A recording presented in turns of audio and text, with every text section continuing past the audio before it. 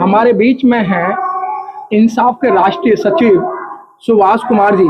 Sir, जिस तरीके से आज देश की अर्थव्यवस्था की बात करें तो वो जीडीपी बहुत डाउन जा रही है और जो वर्तमान सरकार है वो कहती है कि हम देश की तरक्की करें और हम जीडीपी को आगे उभारने की बात करते हैं, क्योंकि एक आप अधिकारी भी रहे हैं। तो सर, क्या लगता है इस देश की जो अर्थव्यवस्था है इस पर आप क्या कहना चाहेंगे? सर, बात है हमारे देश में जो विकास हुआ है वो कुछ लोगों का हुआ है, कुछ पूंजीपतियों का हुआ है। जो जब भी सरकारें आती हैं वो पूंजीपतियों का विकास करती है और जो गरीब है वो बेचारा और गरीब होता जा रहा है। और जो हमारे देश में अमीरी गरीबी की जो खाई है वो बढ़ती जा रही है। उसका यही कारण है कि यहाँ पर सरकार जो पॉलिसी, आर्थिक पॉलिसी बना रही है वो अमीरों के फेवर में बना रही है और गरीबों को तो बिल्कुल मरने के लिए छोड़ दिया है। आज अगर हम जीएसटी की बात करें तो अभी ऑक्सफैम की रिपोर्ट आई है, उसने बताया है कि जो ये अमीर लोग हैं जीएसटी में उनका कंट्रीब्यूशन सिर्फ 3% है, जबकि जो 50% लोग जो हैं जो कि गरीबी माने जाते हैं उनका कंट्रीब्यूशन 64% है। तो इस देश में जो ये लोग अमीर लोग हैं, जो मनुवादी लोग हैं, बार बार चिल्ला चिल्ला कर कहते हैं कि इस देश में जो ये सरकार उनको सहायता करती है, गिरोहों के कल्याण वाली कल्याणकारी योजनाओं में थोड़ा बहुत कंट्रीब्यूट करती है, उनको ये अमीर लोग चिल्ला कहते हैं कि सरकार जो टैक्स पेयर का पैसा उनको लुटा रही है। जबकि अब बिल्कुल साफ हो गया है कि इस देश में जो सबसे ज्यादा टैक्स देता है वो गरीब आदमी देता है। क्या लगता है जिस तरीके से देश की अर्थव्यवस्था इस समय निरंतर जो है जीडीपी गिर रही है, क्या ये सरकार उसको इक्वल करने में कामयाब हो पाएगी? नहीं, सरकार की अगर इच्छा हो तो वो कर सकती है। सर, देश में पैसे की कमी नहीं है। अगर सरकार गरीबों को या इस देश के जो आम आदमी है उसको यहाँ पर उसका विकास करना चाहे, उसको शिक्षा देना चाहे, उसको गरीबी दूर करना चाहे तो कर सकती है। यहाँ पर उनकी नीयत की कमी है। सरकार ने वेल्थ टैक्स जो 2015 तक लगता था उसको इस बीजेपी सरकार ने खत्म कर दिया था। अगर सरकार इन अमीरों पे सिर्फ 3% ही टैक्स लगा दे तो सरकार को बहुत पैसा मिल सकता है। जो सरकार सारे अपने जो बजट के प्रोविजन करते हुए इतना रेवेन्यू मिलेगा सरकार को इस वेल्थ टैक्स से कि वो जो देश में गरीब हैं जो उनकी शिक्षा, मुफ्त शिक्षा प्रोवाइड कर सकती है, मुफ्त हेल्थ प्रोवाइड कर सकती है। इस देश से गरीबी, भूखमरी, बेरोजगारी सबको दूर हो सकती है। सिर्फ सरकार की नीयत की कमी है, पैसे की कमी नहीं है। सुभाष जी, जिस तरीके से देखा जाए इस देश के अंदर जो है तमाम जो है पूंजीपति लोग हैं, चाहे मुकुल चौकसी हो या विजय माल्या हो या और अन्य गुजराती हो, उनको कहीं ना कहीं टैक्स छूट देके पैसा लेके भागने में सरकार ने मदद की है। क्या लगता है कि ये सरकार जो है देश हितैषी साबित होगी ऐसे मामलों में? नहीं, अभी तक तो इनका जब से ये पर्टिकुलर सारी सरकार कांग्रेस की पॉलिसी भी ये रही है और उस देश में जो ये लिबरलाइजेशन की और जो निजीकरण की जो पॉलिसी लाई वो कांग्रेस ने शुरू की और जब ये भाजपा सरकार आई है तो उसने रॉकेट की गति से इस पॉलिसी को लागू किया है। एक तरफ तो वो जो है पहले जो है कांग्रेस की पॉलिसी को जो है धत्ता बताया करते थे, मूर्ख लोगों की संगत बताया करते थे, लेकिन आज भाजपा उसी पार्टी को आगे बढ़ा रही है, ऐसा क्यों?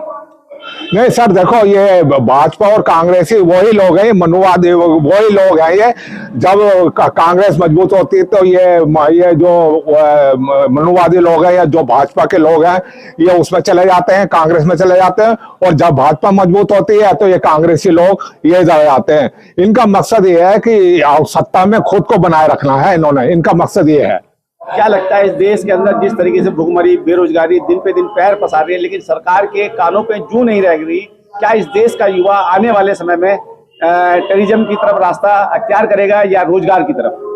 देखो, अगर सरकार की यही देश में जब भी ऐसी स्थिति आई है जिसको सरकार आतंकवाद बोलती है, अगर कोई माइनॉरिटी के लोग मुसलमान अपने राष्ट्र की बात करता तो ये उनको आतंकवाद बताती है।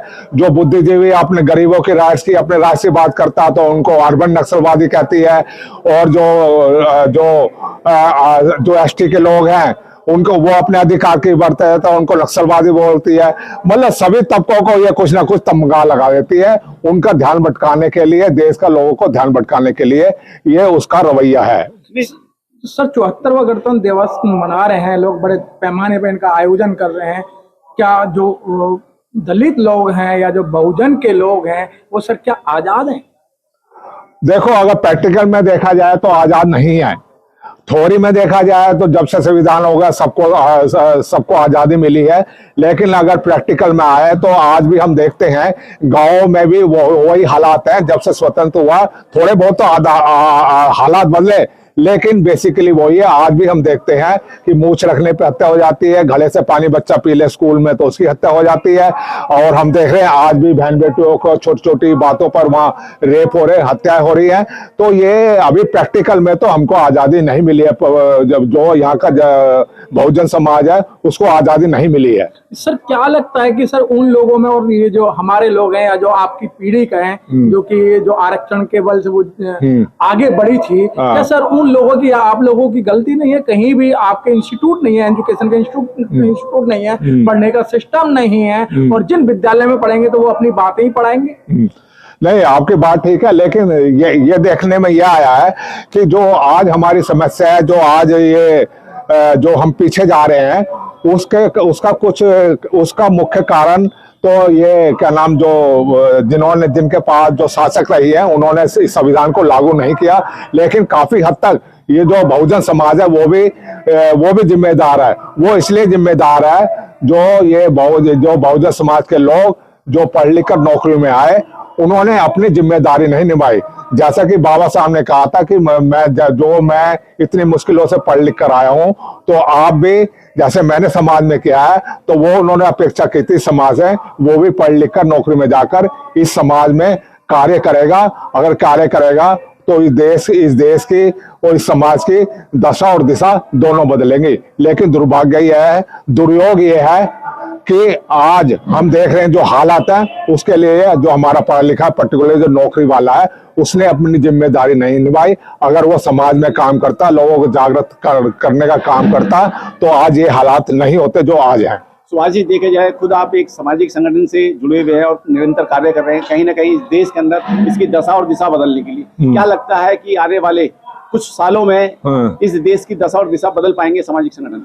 नहीं सर, अगर ईमानदारी से जो सामाजिक संगठन काम कर रहे हैं और जो हमारे ये राजनीतिक नेता भी हैं, अगर ईमानदारी से अब भी आगे काम करेंगे तो इस देश की दिशा और दशा बदल सकती है। हम तो पूर्ण आशावादी हैं। सिर्फ काम करने की जरूरत है ईमानदारी से। अगर हमारे लोग ईमानदारी से काम करेंगे, कमिटमेंट के साथ काम करेंगे, तो इस देश की दशा और दिशा दोनों बदल सकती है। सुभाष जी, देखा जाए इस देश के अंदर इस समय जो है कुछ मनवादी ताकतें जो है कहीं ना कहीं देश के युवाओं को मर्मित कर रही है धर्म के प्रति, आस्था के प्रति। क्या ऐसे युवाओं के लिए भी आपके पास कुछ है?